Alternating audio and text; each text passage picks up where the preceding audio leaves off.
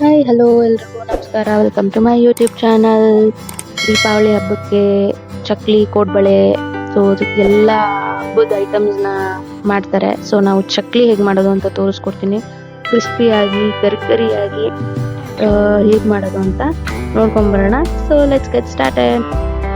So first ಒಂದು ಸೇರಷ್ಟು ಅಕ್ಕಿನ ಚೆನ್ನಾಗಿ ತೊಳೆದು ಬಿಟ್ಟು ಒಂದು ನೈಟ್ ಪೂರ್ತಿ ಒಣಗಾಕ್ಬೇಕು, ಹಾರಾಕ್ಬೇಕು. ಒಂದು ಕಾಟನ್ ಬಟ್ಟೆ ಮೇಲೆ ಈ ಥರ ಹಾರಾಕಿದ್ರೆ ಸಾಕು. ಸೊ ಬೆಳಗ್ಗೆ ಅಷ್ಟೊತ್ತಿಗೆ ಅದು ಒಣಗಿರುತ್ತೆ. ಸೊ ಬೆಳಗ್ಗೆ ಅದನ್ನು ಒಂದು ಬಾಣಲಿನಲ್ಲಿ ಲೈಟಾಗಿ ಹುರ್ಕೊಳ್ಬೇಕು. ಅಂದರೆ ಅದು ಅಕ್ಕಿ ಸ್ವಲ್ಪ ಬಿಸಿ ಬೆಚ್ಚಗಾದರೆ ಸಾಕು. ತೀರಾ ಹಿಂಗೆ ಗೋಲ್ಡನ್ ಬ್ರೌನ್ ಥರ ಏನು ಉರಿಯೋದು ಬೇಡ. ಲೈಟಾಗಿ ಹಿಂಗೆ ಹುರಿದ್ಬಿಟ್ಟು ಒಂದು ಬಾಕ್ಸಿಗೆ ಹಾಕ್ಬಿಟ್ಟು ಸೊ ಅದಕ್ಕೆ ಒಂದು ಟೀ ಗ್ಲಾಸ್ ಅಷ್ಟು ಹುರ್ಗಡ್ಲೆನ ಸೇರಿಸಿ ಅದನ್ನು ಮಿಲ್ ಮಾಡ್ಸಕ್ಕೆ ಹೋಗ್ಬಿಡೋಣ. ಸೊ ಅದು ಪೌಡ್ರ್ ಆಗಲಿ. ಅದಾದಮೇಲೆ 1-1/4 ಗ್ಲಾಸ್ ಅಷ್ಟು ಉದ್ದಿನ ಬೇಳೆನ ಚೆನ್ನಾಗಿ ತೊಳೆದ್ಬಿಟ್ಟು ಅದನ್ನು ಬೇಯಕ್ಕಿಡೋಣ. ಸೊ ಚೆನ್ನಾಗಿ ಬೇಯಬೇಕು ಉದ್ದಿನ ಬೇಳೆ, ಇಲ್ಲಾಂದರೆ ನೀವು ಕುಕ್ಕರಿಗೆ ಹಾಕ್ಬಿಟ್ಟು ವಿಷಲ್ ಹೊಡಿಸ್ಬೋದು. ಸೊ ಈ ಕಡೆ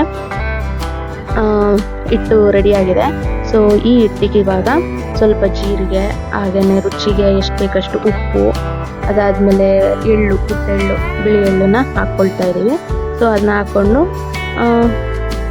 ಈ ಕಡೆ ಉದ್ದಿನ ಬೇಳೆನೂ ಚೆನ್ನಾಗಿ ಬೆಂದಿದೆ, ಅದು ಆರಿಟ್ಟಿದ್ವಿ. ಸೊ ಅದು ಆರಾದ್ಮೇಲೆ ಈ ಥರ ಅದನ್ನು ಮಿಕ್ಸಿ ಜಾರಿಗೆ ಹಾಕ್ಕೊಂಡು ಪೇಸ್ಟ್ ಮಾಡ್ಕೊಳ್ಳೋಣ. ನೀರೇನು ಹಾಕ್ಕೊಳ್ಳೋದು ಬೇಡ. ಸೊ ಇಲ್ಲಿ ಎಣ್ಣೆನ ಚೆನ್ನಾಗಿ ಕಾಯಿಸ್ಕೊಂಡು, ಚೆನ್ನಾಗಿ ಕಾಯಬೇಕು ಎಣ್ಣೆ. ಸೊ ಅದನ್ನು ಈ ಹಿಟ್ಟಿಗೆ ಹಾಕ್ಕೊಳ್ಳೋಣ.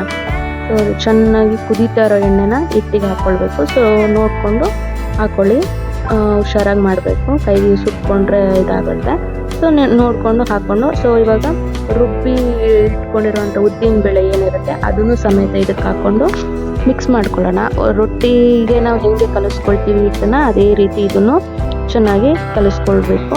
ತೀರಾ ತೆಳ್ಳು ಹಿಟ್ಟು ಥರ ಮಾಡ್ಕೊಳ್ಳೋದು ಬೇಡ. ಸೊ ನೀಟಾಗಿ ನೋಡಿಕೊಂಡು ಒಂದು ಅದಕ್ಕೆ ಚೆನ್ನಾಗಿ ಕಲಿಸ್ಕೊಳ್ಳೋಣ. ಸೊ ಅದಾದಮೇಲೆ ಕಲಿಸ್ಕೊಂಡೆಲ್ಲ ಆದಮೇಲೆ ಈ ಥರ ಉಂಡುಂಡೆ ಥರ ಮಾಡಿಕೊಂಡು ಚಕ್ಲಿ ಒಳ್ಳೆಗೆ ಹಾಕ್ಕೊಳ್ಳೋಣ. ಹಾಕ್ಕೊಂಡು ಒತ್ತಕ್ಕೆ ಸ್ಟಾರ್ಟ್ ಮಾಡೋಣ ಚಕ್ಲಿನ. ನಿಮಗೆ ಎಷ್ಟು ಅಗಲ ಬೇಕು, ಯಾವ ಥರ ಬೇಕೋ ಆ ಥರ ನಾವು ಒತ್ಕೊಳ್ಳೋಕೆ ಸ್ಟಾರ್ಟ್ ಮಾಡ್ಕೊಳ್ಬೋದು. ಸೊ ಈ ಥರ ಮಾಡೋದ್ರಿಂದ ತುಂಬಾ ರುಚಿಯಾಗಿರುತ್ತೆ. ಚಕ್ಲಿ ತುಂಬಾ ಕ್ರಿಸ್ಪಿಯಾಗಿ ಬರುತ್ತೆ, ತೀರಾ ಗಟ್ಟಿಯಾಗೂ ಇರಲ್ಲ, ಚೆನ್ನಾಗಿ ಬರುತ್ತೆ ಚಕ್ಲಿ. ಸೊ ಈ ಹಬ್ಬಕ್ಕೆ ಎಲ್ಲರೂ ಟ್ರೈ ಮಾಡಿ ನೋಡಿ, ಕಮೆಂಟಲ್ಲಿ ನನಗೆ ತಿಳಿಸಿ ಹೇಗೆ ಬಂತು ಅಂತ ಹೇಳಿ. ಸೊ ಈ ಥರ ಚಕ್ಲಿನ ಒತ್ಕೊಂಡ್ಬಿಟ್ಟು ಈ ಕಡೆ ಬಾಣಲಿಗೆ ಎಣ್ಣೆ ಹಾಕ್ಬಿಟ್ಟು ಚೆನ್ನಾಗಿ ಕಾಯಕ್ಕಿಡೋಣ.